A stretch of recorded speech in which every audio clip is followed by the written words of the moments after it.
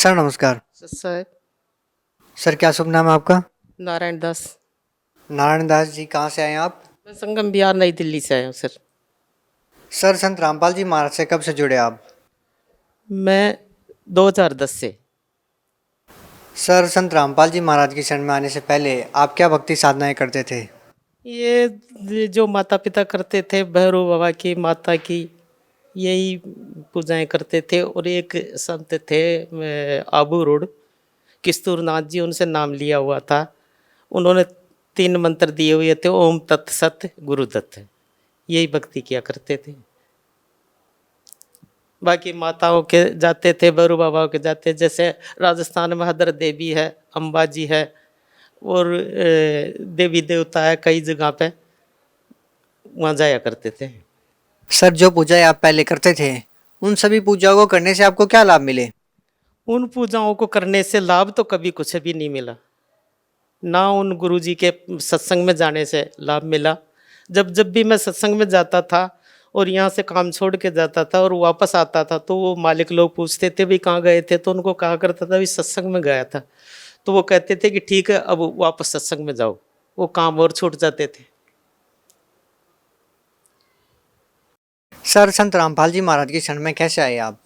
संत रामपाल जी महाराज की शरण में एक पुस्तक मिली थी मेरे को। हमारी कंपनी में जहाँ मैं सर्विस करता था, नोएडा में B4 सेक्टर 62 एक आश्रम बनाया था, योगदा सत्संग सोसाइटी ऑफ इंडिया। उनका आश्रम बना रहा था मैं। तो वहाँ जो कैशियर था, उन्होंने कहा कि आप पूर्ण ब्रह्म को तो जानते ही नहीं हैं और आप भजन कीर्तन करते रहते हैं। तो मैंने कहा कि पूर्ण ब्रह्म कौन हो सकते हैं? तो उन्होंने कहा कि आपको किताब ला के दूंगा, आध्यात्मिक ज्ञान गंगा। उन्होंने मेरे को ला के दी एक दिन के लिए। उसमें मैंने 74 पेज पढ़े और उसमें मेरे को सृष्टि रचना और जैसे ब्रह्मा जी को शाप देना, दुर्गा जी का, ये सारा ज्ञान हुआ। तो मेरे को लगा कि अगर पृथ्वी पे है सच्चा ज्ञान तो संत रामपाल जी महाराज के पास है। और 2010 में आके मैंने गुरु दीक्षा ली गुरु जी से। सर संत रामपाल जी महाराज ने जो सद्भक्ति आपको दी उससे आपको क्या लाभ मिला? संत रामपाल जी महाराज ने 2010 में मेरे को जो ज्ञान दिया, एक सत्संग में मैं बैठा हुआ सुन रहा था। गुरु जी कह रहे थे कि घर तो 3.5 हाथ का, घना हो तो 4.25, और आलतू फालतू की ये कमाई करके क्या फ़ायदा है। तो जब से मैं सत्संग में गया और गुरु जी की पहली सत्संग सुनी, उसके बाद मैंने जो ना ये बिल्डिंग बनाने का काम किया करता था, वो काम छोड़ दिया। और आज तक दाल रोटी अच्छी चल रही है, कोई दिक्कत नहीं है। हर मतलब बिजनेस में भी और हर चीज़ में फ़ायदा ही फ़ायदा है। एक पहला लाभ तो बीड़ी सिगरेट जो ना, ये बहुत बुरी बीमारी थी, ये छूटी। दूसरा शराब मांस ये छूटे। और तीसरा जो है, हमें मुक्ति का मार्ग मिल गया। सबसे बड़ा तो हमें ये हुआ कि मुक्ति का मार्ग मिल गया, जो इस संसार में संत रामपाल जी के अलावा किसी के पास नहीं है। मैं एक बार की घटना बताता हूँ कि रास्ते में चलते हुए एक ब्लू लाइन बसें चलती थी पहले। तो ब्लू लाइन बस को क्रॉस कर रहा था मैं बतरा के सामने। वहाँ सड़क की जो गोट लगी हुई रहती है, गोट को हटा कर किसी ने आरडी लगा रखी थी। जैसे ओवरटेक करने लगा तो बस वाले ने स्पीड बढ़ा दी। आगे वाले पहिए के नीचे आते आते मेरी मोटरसाइकिल लगभग 60 या 70 की स्पीड पे होगी।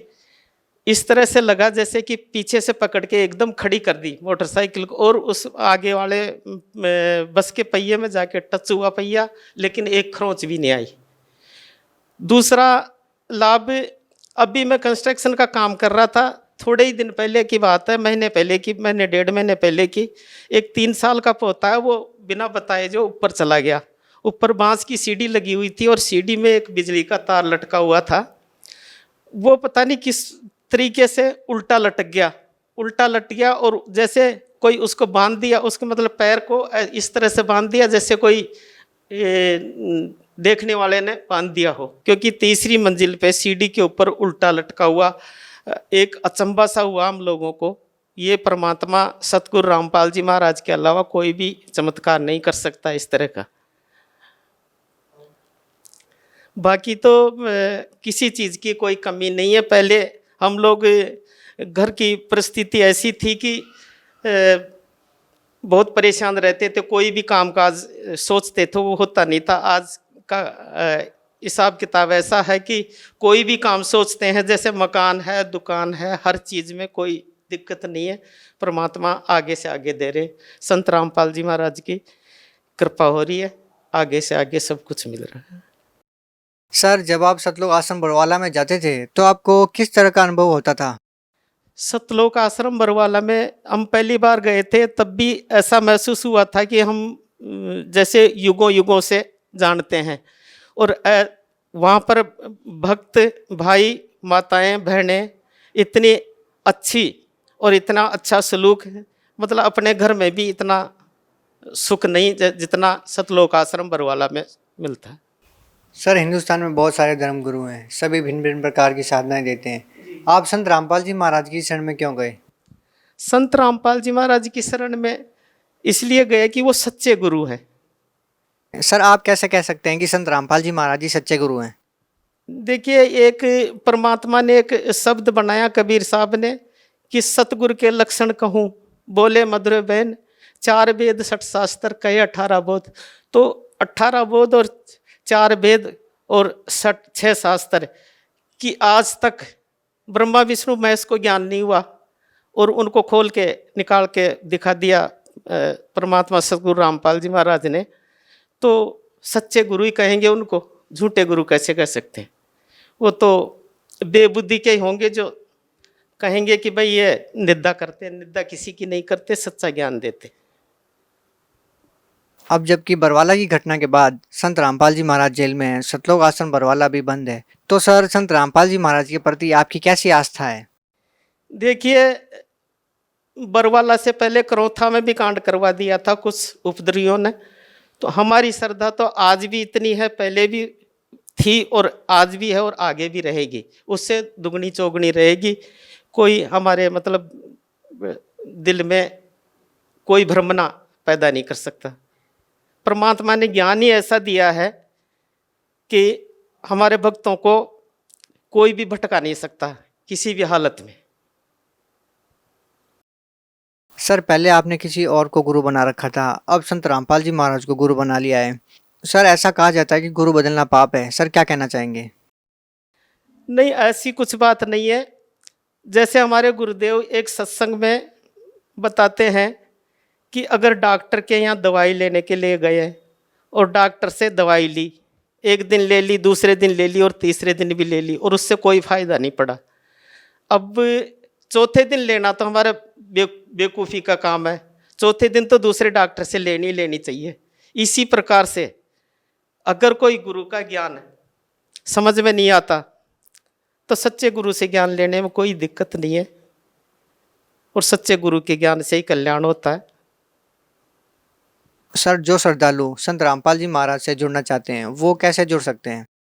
देखिए, हमारे गुरुदेव की सत्संग आती है, कई टीवियों पे आती है, नीचे हेडिंग में दिया हुआ है और हर जगह का नाम दिया हुआ है, टेलीफोन नंबर दिया हुआ है। उसमें से टेलीफोन नंबर लेके हर एरिया से संपर्क कर सकते हैं और नामदान ले सकते हैं। सर भगत समाज को क्या संदेश देना चाहते हैं? भगत समाज को,